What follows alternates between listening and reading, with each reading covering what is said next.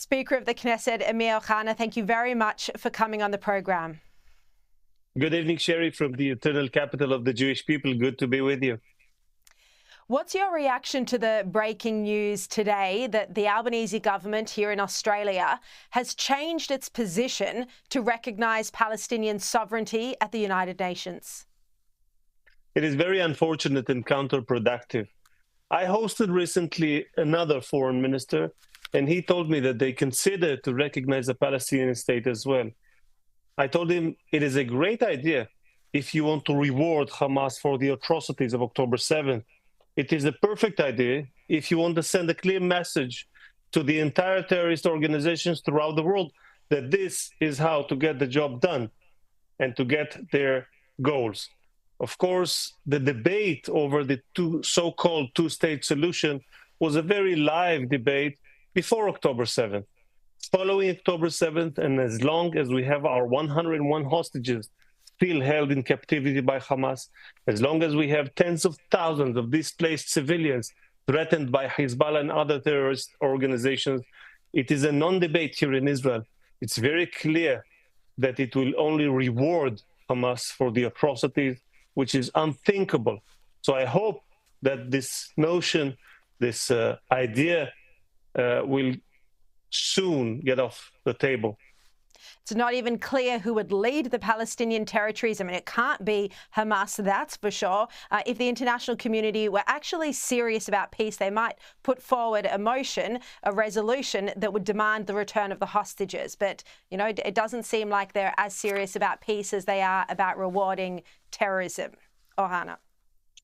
Indeed, indeed. Unfortunately, we see a vast majority amongst the Palestinian people supporting Hamas and supporting October 7th atrocities. And it goes board to board, you know, to both sides of the aisle, PLO, Fatah, and Hamas. Unfortunately, this is the case, and this is what we have to live with. But we will fight. We will continue to fight until we return safety and security to the entire civilians of Israel. Let me remind you that on October 6th, children were sleeping in their beds in Gaza peacefully. No one was after them. No one was after the people of Gaza. And unfortunately, Hamas broke that silence on October 7th. And now we don't have the luxury to wallow in grief and pain. We need to fight. That's what we do. Israel and Saudi Arabia were close to normalising relations prior to October 7. Many say this is part of the reason that Iran encouraged the attacks by Hamas. When I met with your Prime Minister, Benjamin Netanyahu, he said, and he used the word determined, he said he was determined to get this done, this deal with Saudi Arabia, as a pathway to peace. Are you hopeful that this could happen while Joe Biden is still president? Absolutely. Let me tell you, I think that Iran is not only Israel's enemy, or rather, should we be more precise, the Ayatollah regime of Iran. It's not the Iranian people, but they are enemies of peace. We were on the verge, as you said, of expanding the circle of peace. I was fortunate enough to be a minister in the government that signed the Abraham Accords with the first Trump administration, and 4 Arab countries, one of which is the country where both my parents were born and raised, Morocco. I was hosted by my counterpart, the Moroccan head of parliament, and that was a very significant thing. And we were on the verge of expanding the circle of peace even further, which Hamas was trying to stop on October 7th. But as you said, Prime Minister and the State of Israel is very determined to expand the circle of peace. Saudi Arabia is definitely one of the most, maybe the most important country in the Arab world. So it's a goal worth achieving. Just in terms of the timing, how soon could this happen? Well, to achieve a defense treaty between Saudi Arabia and America, they will need to get a majority, a wide majority, 2/3 majority. So that could only happen if some of the Republican Party currently sitting in the House and all of the Democratic Party will vote for. We know it's a possibility, but we assume that during President Trump's administration, which vis-a-vis Israel and U.S. relations are expected to be the golden age, but it will be more tough to bring 2/3 of the House. So we hope we can achieve it as soon as possible. But let me tell you that even if there will not be a peace treaty between Saudi Arabia and America, I think we can reach understandings that could be very fruitful and bring us closer together, even to a normalization and a peace agreement. But if there was to be a formal peace treaty, if it was to go through the United States, as you just outlined, are you hopeful that this could happen in the next 2 months before Trump's inauguration?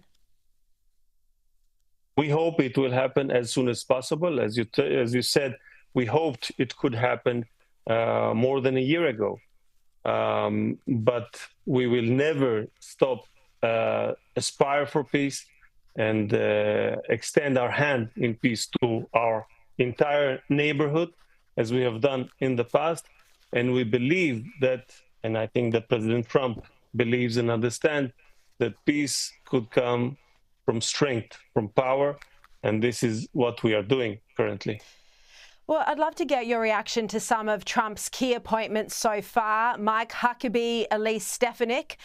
Given we saw that Joe Biden did threaten to withhold weapons from Israel, and there were other ultimatums in recent times as well, is this a positive sign, the appointments of Mike Huckabee in particular, of how the Trump administration is planning to cooperate with Israel?